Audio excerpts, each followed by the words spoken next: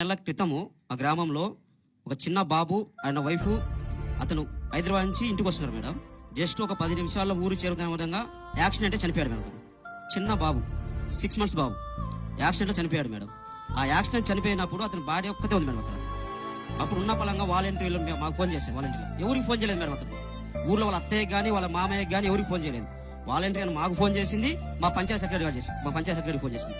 ఇత్తిన్ సెకండ్లో 10 నిమిషాలు అక్కడికి వెళ్ళాం మేడం. 10 నిమిషాలు అందరూ అక్కడికి వెళ్ళిన తర్వాత అతను బాడీని తీసుకొచ్చి పోస్ట్ మార్టం చేశారు మేడం. వాళ్ళకి ఎవరు లేరు మేడం, బ్రాహ్మిన్స్ వాళ్ళు. వాళ్ళకు మా ఊళ్ళో ఒకే ఒక బ్రాహ్మిన్స్ కుటుంబం, వాళ్ళకి ఎవరు లేరు. పోస్ట్ మార్టం రిపోర్ట్ చేయించి పోలీస్ స్టేషన్కి వెళ్ళి పోలీస్ స్టేషన్ ఎఫ్ఐఆర్ కాపీ తీసుకొని అదే ఎఫ్ఐఆర్ కాపీని ఒంగోలు తీసుకెళ్ళాం మేడం. వైఎస్ఆర్ బీమా మన నవరత్న పథకం పెట్టిన జగన్ ఇప్పుడు చెప్పారు కదా, వైఎస్ఆర్ ఆరోగ్యశీల అని వైఎస్ఆర్ బీమా పెట్టింది మేడం. అది ఎలా పనిచేస్తుంది అంటే ఒక ప్రజలకు ఒక సంజీవులా ఉపయోగపడుతుంది మేడం. పేద ప్రజలకు ఎంత ఉపయోగపడుతుంది అంటే అంత ఉపయోగపడుతుంది మేడం. వాలంటీర్ అంటే రెస్పెక్ట్ ఇస్తారు.